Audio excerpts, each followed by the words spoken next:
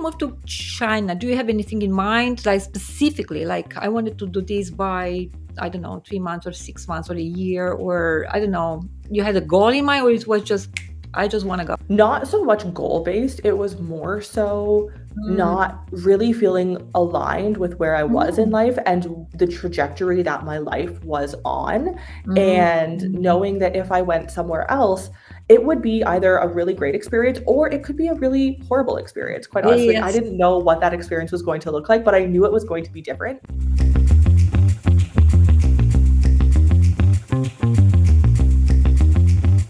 Hello, everyone, and welcome back to my podcast. I am excited to introduce someone truly inspiring today. Meet Nicole. At just 21, she realized that a regular office job wasn't for her. So she did something amazing, packed up and moved to China at 23. There, she fell in love with a new way of life and started her own digital marketing business. But that's not all. She's passionate about travel and helping others find a life they love just like she did. She shares her experiences through social media, a podcast, and her blog. Today, we'll explore her incredible journey.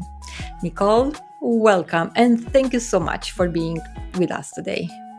Absolutely. Thank you for having me. Of course, of course. So, Nicole, your story starts with a feeling that the traditional office job, the 9 to 5, wasn't quite for you. How this realization influenced your sense of purpose in life? Yeah, great question. So I'll try to keep it fairly short, but essentially, so I'm from Canada, and growing up in Canada, as I think many Western cultures, there's kind of a path, a traditional path that you follow, quote unquote. And Mhm. that typically looks like, getting higher education, going to university, getting a corporate office job, going into the office every day, and then eventually following the steps of getting married, getting a dog, the car payment, the mortgage, the 2.5 kids. You know how it goes. So at 21 years old, I had finished university and I started working in a corporate office job. And it was an amazing job, to be fair. And I had always wanted, because I'm from a very small town, I wanted Mhm. to work in the big city, quote Of unquote. And course. for me, that was Toronto, which now, not that big of a city, but at the time in my mind, being in Canada, it was. And so I did not get the position in the big city. It was in my hometown, but it was still a corporate office job. And Mm. I realized that this was what, at 21 years old, this was what the rest of my life would look like. And I got so fearful of that because I knew that I was going to go through all the steps that I previously listed. And I knew, minus maybe a few vacations every year, Mm. what my entire life until I was 65 was going to look like. And Yeah. for some people, that's amazing. And I do have friends and family back home Yeah. who are actively pursuing that life. And I say now, as long as you are truly happy with the life that you have created for yourself, Yeah. then that's all I want. I'm happy for you. So if Exactly. you are living that lifestyle and you freaking love it, awesome. I'm Yeah. happy. But I knew that for me, I would not Well, be happy living that lifestyle. So I yeah. started looking at what else I could Mm. do Mhm. because I wanted to get, I never truly felt aligned as well. That's another piece of it in Canada. So I started looking at options of how I could leave, how I could go for a year and kind of explore and see what else was out there. I ended up in 2017 moving to Shenzhen, China, which was very unexpected. I had never been to Asia before, let Mm. alone going alone to live there.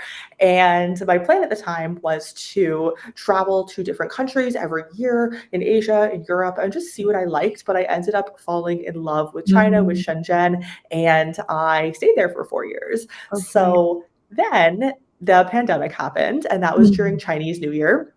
And so, The Chinese New Year is 1 month or no? I'm yes. mistaken. Yes. Well, yeah, the holiday is a little bit shorter, Oh, but okay. within a lot of jobs, especially what I was doing, we would get a month holiday, 4 to 5 Yes. weeks, which was wild. So that was an amazing opportunity to Yeah. go to other countries in Asia Mm. because they are so close.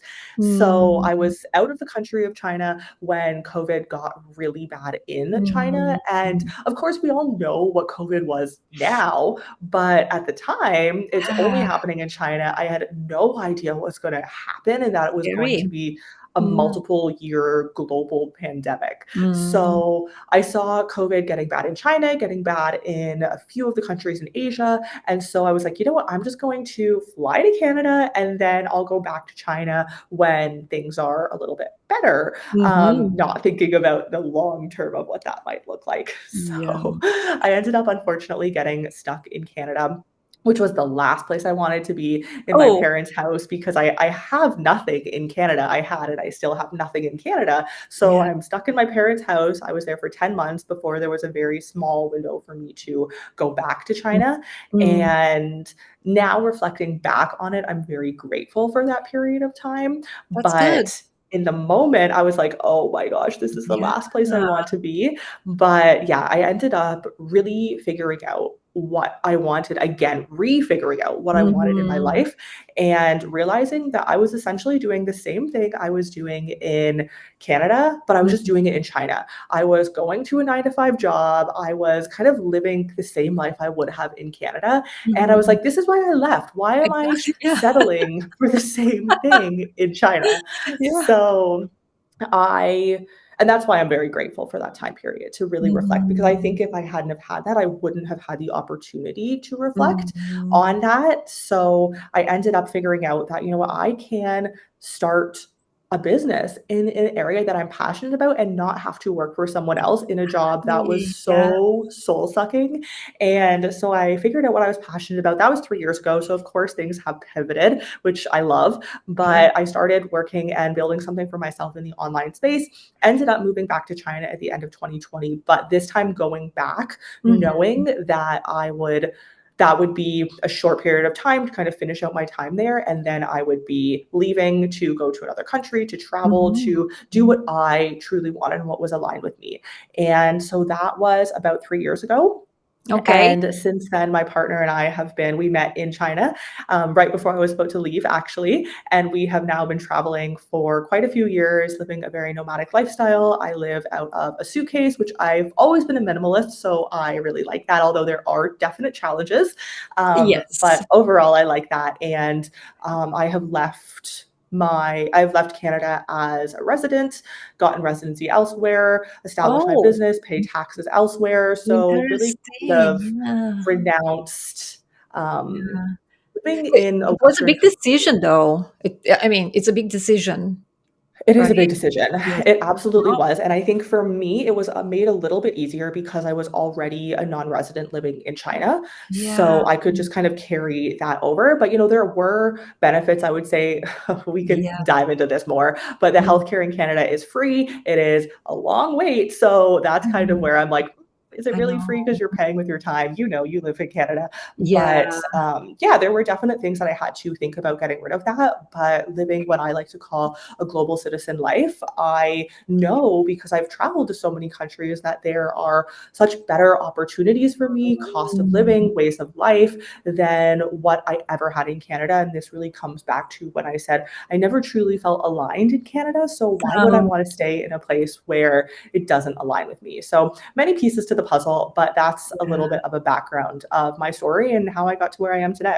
Wow, amazing. And I like in the beginning you said you project your life in the future, and this is why I always recommend when I work with a client, try to see yourself in 10 years from now. You'll be happy what you are doing right now, or do you want to change anything? It's the best way. And you did that at what, 21 or 23 years old? Oh my God, that's so mature. That's probably people like 30 years old. They would probably project their lives and say, "Hey, I don't want to do that," but you did it like early on. So that's absolutely amazing. So, how did moving to China contribute to your understanding of your life's purpose? Because you find you said you discovered you wanted to do your own business and you want to the digital marketing. So, this is your call, this is your purpose, this is your ikigai. Probably you're familiar with the ikigai terms. When we find our purpose, we do what we love, we got paid for that, and what people need. So, if we got the four elements, that's the ikigai. So China helped you to find your purpose, right? Kind of definitely did and did not in a Ah, sense, uh-huh. which I wouldn't change any part of my journey at all. I think it's all part of the learning experience, and I really believe everything happens for a reason.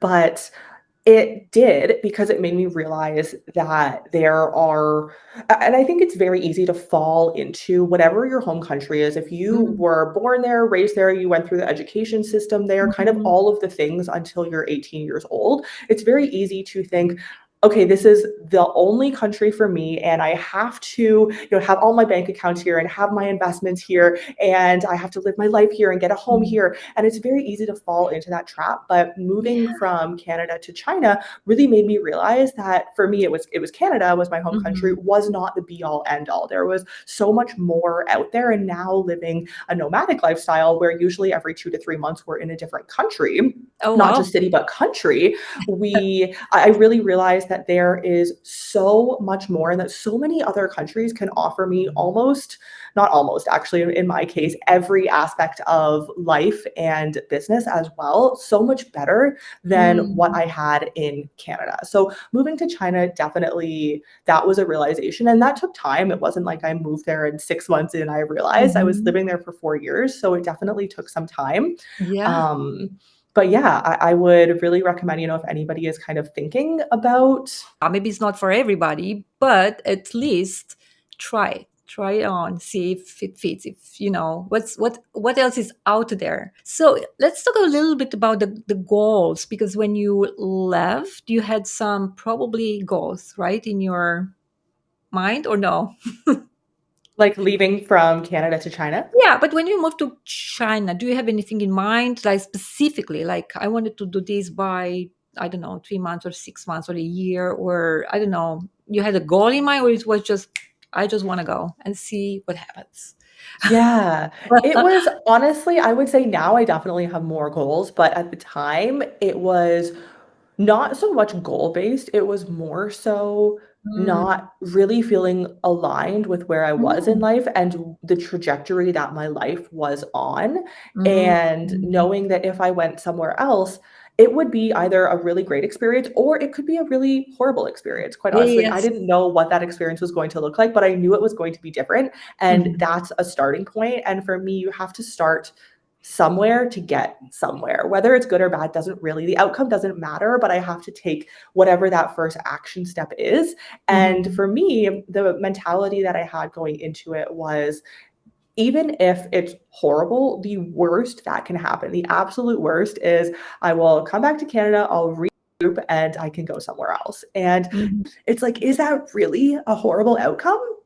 It's really not, because you learn It's so much in the process. Yes. Yeah, if we can see, actually, I was watching yesterday a short video on YouTube, and it was about being always positive. It's not healthy.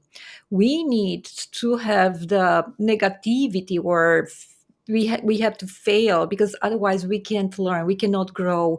We'll be in the same position 10 years from now. It's not pleasant. I mean, sometimes can be like pretty hard, and I'm pretty sure you'll have your challenges over there, but then you try to navigate, see what I can do, where do you have goals, you have more like structure, what change?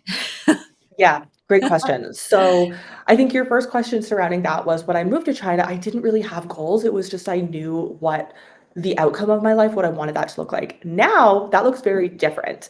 Ah, I was 23 when I moved to China, and now I'm 29, and that looks completely different because of that time period that I had during COVID to really reflect mhm, on what I wanted out of life. So now I definitely do, and I break my goals down into kind of two categories. So mhm, it can be travel and business. And I will say my business goals are a little bit more priority because we mhm, do travel so often. mhm, And like I said, we don't really have a home, and I live out of a suitcase. So the travel goals are always going to be there. We're always going to be traveling. Mm. But in terms of business, I definitely set goals for where I want to be and Mm. what I want my business to look like. And that has drastically changed. You know, your initial Mhm. question of what it looks like when I started, I didn't have any goals. You're just kind of going through the motions, you're being very reactive. But now I know where I want to be. But in order to get there, you need to reverse engineer that to Yes.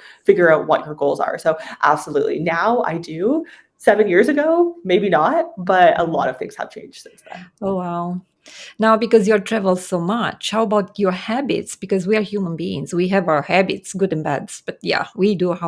So how do you, I don't know, navigate or manage your habits? Did you change some habits, maybe? Yeah, well, it's always a learning experience. Yes. So the habits of living this lifestyle in particular, it Mm. looks very different to when I was Mm. living in Canada, working a 9 to 5 job. And I will say it took a little bit of time to Mm. really understand everything that this lifestyle entailed, how I wanted to live this lifestyle, because Mhm. everyone can travel, become nomadic, and everyone is going to have a different outlook on what that lifestyle is going to look like for them. So in Mhm. the beginning, I kind of had to travel and see what worked for me and what didn't work for me. And then from there, create habits and goals around that. So Yeah. for myself, I now know, as an example, that I can be very productive at night and get a lot of things done, and that's kind of when my brain, like, fires on. Not every night, sometimes I like to Mhm. relax and read, but more so than in the morning, I can be really productive at night. So a lot of the times I will plan my calendar, plan my schedule to do some things during the day, make sure I get a Mhm. good sleep, and that usually means not waking up crazy early, quite honestly. I'm not a Mhm. big proponent of waking up at 5 a.m. or something crazy like that, because I know my body, but I had to figure out what works Yeah. for me. Yeah. So I have definitely built habits around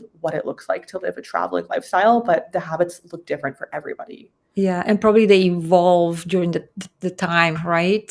Like, and Totally. we need actually to upgrade our mindset and our thinking, I guess, and based on also where we are, what we are doing, when we change environments, we change culture, we change people, and we cannot sit with the same beliefs and thinking and mindset we had like 10 years ago or 15 years ago. So even though if we are not where you are, we still need to rethink our mentality and beliefs. So I think for you was a little bit more not forced, but like pushed a little bit because you had to. You couldn't just sit there and you had to see what's around and how you can adapt and make the life like actually what you dream. Yeah, absolutely. And I think that's a really great point too, is Yeah, I had to figure out what the lifestyle I wanted looked like. But then once I figured that out and you kind of start taking the action to get there, yeah, you're going to yeah. find that some of the action really works for you, but some of the Mhm. action, but it doesn't come naturally to you. So you kind of have to Yeah. re-engineer what that looks like, because not Mhm. everything is going to propel you forward. And you might hear somebody does this habit or has this action they take every day, and Yeah, that does not work at all for you. So you yeah. have to figure out intuitively what works best for you. Exactly. And also because you're alone. I mean, you said you're not alone right now, but you have your family back home in Canada. And it's a little bit different because it's comforting,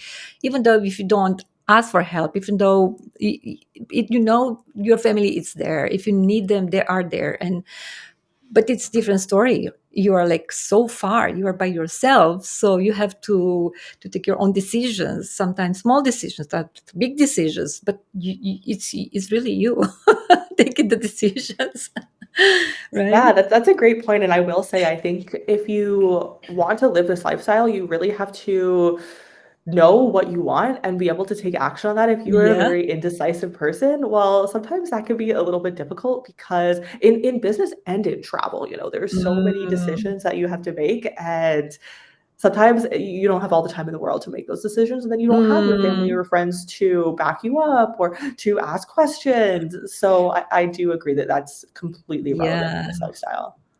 How about negative thoughts? Because we all have our, little guy there saying, why did you laugh? Why, criticizing us? How about negative thoughts? Ever had any like doubts? regarding your decision to leave Canada, moving that far, and how did you deal with those, if you had any? Like, I'm pretty sure you Yeah. had, because that's only normal. Yeah, that's a great question. And so Mm, I will say, first of all, that my family is very supportive in what I do. However, I am the type of person where I know what I want. And if mm, you, it doesn't matter if you're family, friends, or someone on the street, if mm, you are not going to support me, then like, I don't mm. need that energy in my life. But it doesn't matter the relationship that you have to Yeah. me. So I think that that's important, but also some negatives. I mean, there's positive and negatives to everything. And I think I talk about this a lot on my podcast too. And I think it can be this lifestyle, this nomadic lifestyle is so glamorized and sensationalized on social Yeah. media. But there are days when a lot of days, not just days, like a lot of days Mm, when I am sitting at my computer like I am today with my computer mhm. in front of me, and that's the whole day and sometimes the whole night. And I usually like to get out and take a walk, but Yes. it's a lot more work. It's not so much, sitting on a beach with your Yeah. computer. And your daughter lives a very similar lifestyle. So I'm Yeah. sure you know this as well. But Yeah. it looks very different on social media. Some of the other negatives, so Mm, of living this lifestyle, one thing that my partner and I have found over time, and we love every month we're in a new Airbnb, a new hotel, whatever that looks mm, like every few weeks. But there are some negatives of that. I want somewhere to do my laundry. A lot of the time, we don't have a washing machine. mm. We don't have, a gym that we go to regularly, is something that we were just talking about. So Yeah. either we can work out at home, you don't work out, or every single month you're finding a new gym and signing up somewhere new. And it's not a constant, it's not something that's steady. Yeah. Another thing for me is I love having a morning smoothie.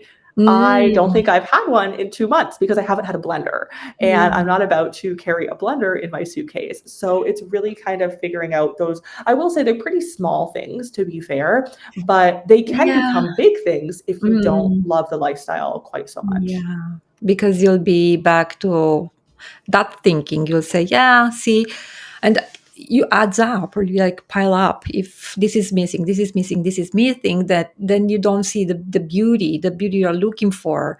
And but you adapt, right? You adapt. So you probably, like Sandra, my daughter, she's always checking with the Airbnb, and I know for her, number one question is the internet connection, because like Yeah. she's doing digital marketing, and that she can't work if she has bad connections.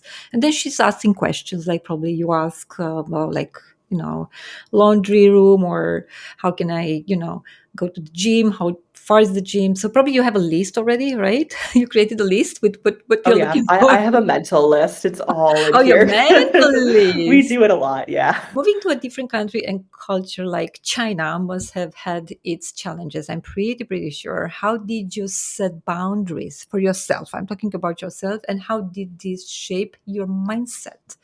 Because it's hard to set boundaries. And I did an entire chapter actually in my book. I don't know if you know. I wrote a book, and I think boundaries are very important, not with other people, but with ourselves as well. So how about you? How about your boundaries?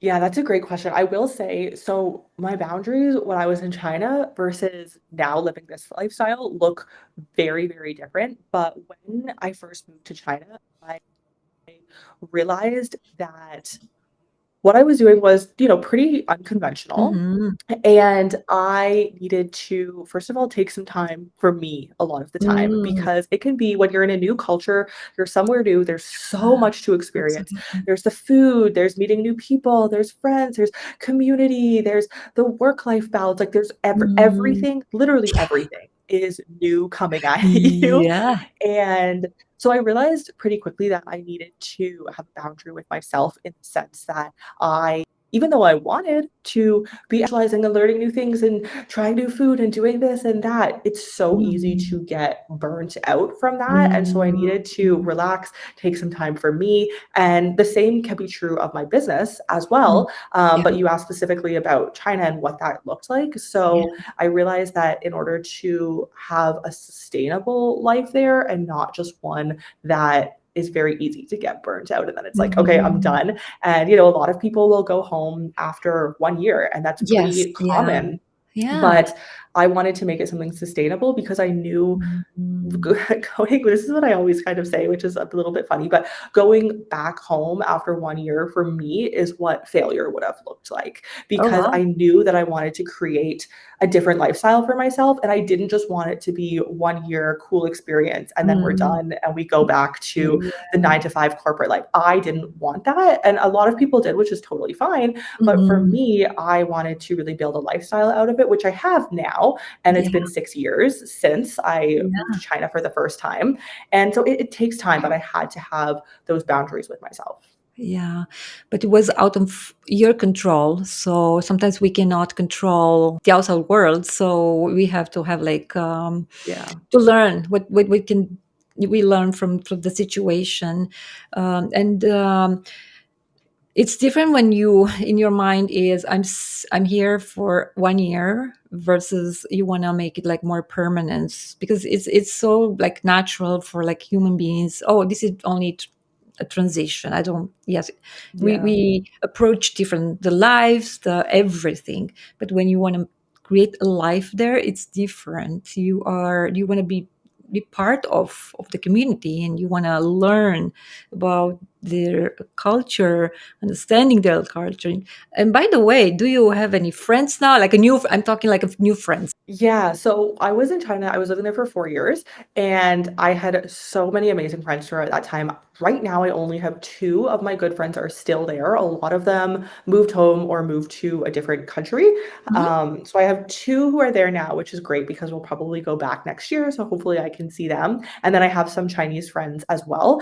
And I will say about your like kind of networking communities, there are, as an expat, as a nomad, as a foreigner in Mhm. any country, I find there are so many communities because there's so much youth. Let's take China as an example. There were so many other expats from countries all over the world who spoke English, who did not grow up and live in China, that you want to connect with those people. So I Okay. find that Yeah. there are so many communities, Yeah. networking opportunities to speak to others who are in a similar situation.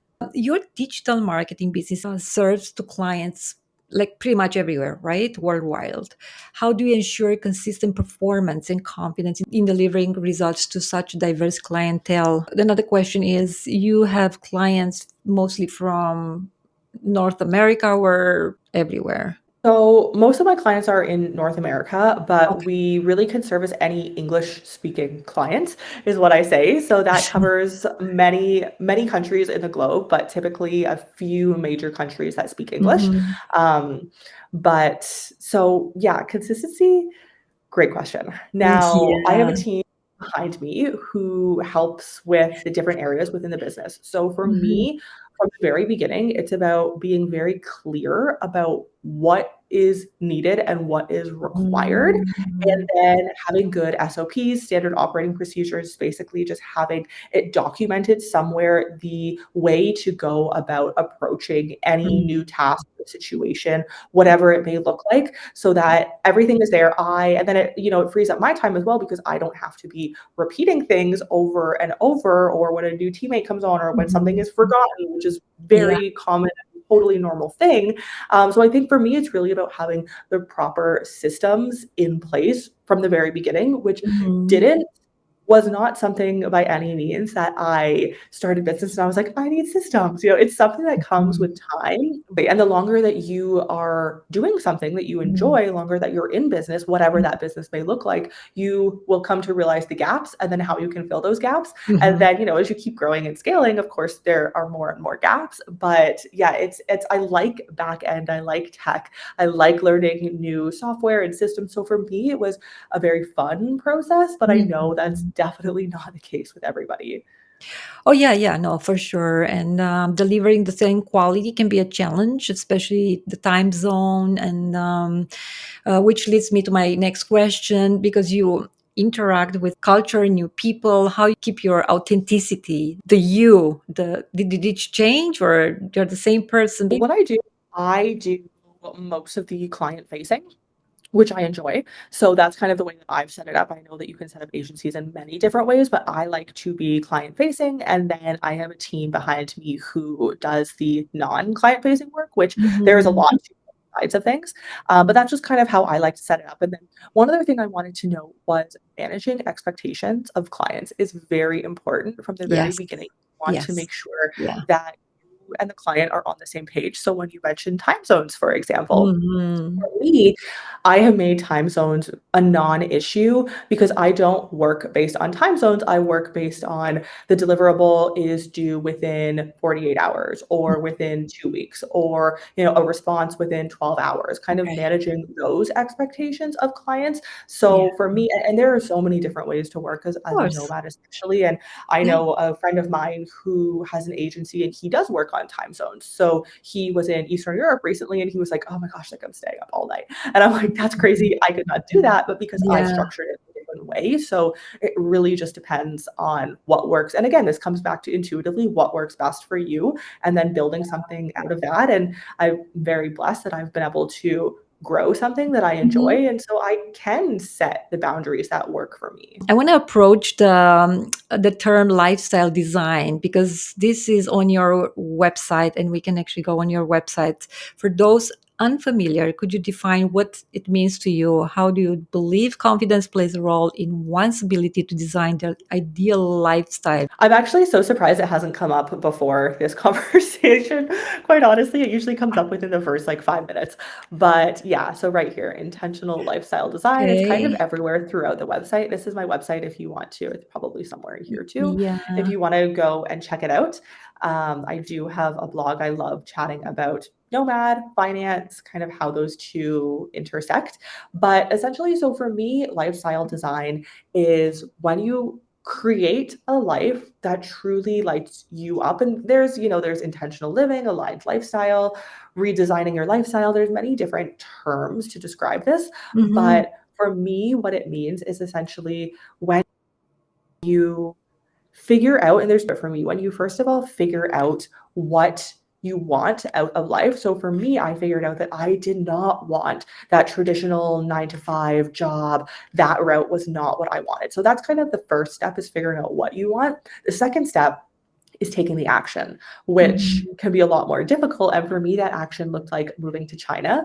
For some people, that could look very different, which is totally fine. There's no one right way for that action to look, but you have Mm, to the action on whatever you want your life to look like. Otherwise, you're going to get nowhere. And I think we all know that. So, quite honestly, I'm just scrolling through my website, but yeah, and I encourage people. I only listen to a few of your podcasts, but they're great, and I encourage people to visit your website and check on the podcast because oh my god, this is so nice, and you learn so much from you and from your guests, and you have so many pictures, and you talk about the food as well, because this is experience.